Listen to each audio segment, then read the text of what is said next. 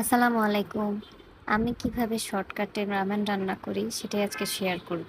তো প্রথমে আমি সবজি কেটে নিয়েছি, সাথে নিয়েছি ডিম সিদ্ধ, চিকেন আর চিংড়ি মাছ আর নুডলস সিদ্ধ করে নিয়েছি। এখন একে একে আমি সবজিগুলোকে অলিভ অয়েল দিয়ে হালকা ভেজে নেব, সাথে একটু গোলমরিচের গুঁড়া দিয়ে, বেশি ভাজা যাবে না, যেন একটু কাঁচা কাঁচা থাকে, তাহলে ফ্লেভারটা ভালো আসবে।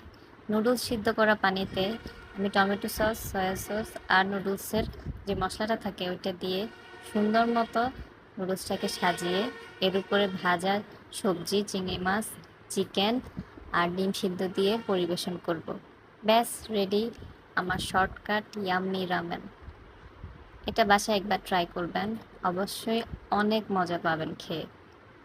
সো এতক্ষণ সাথে থাকার জন্য ধন্যবাদ। Thanks for watching. Bye bye.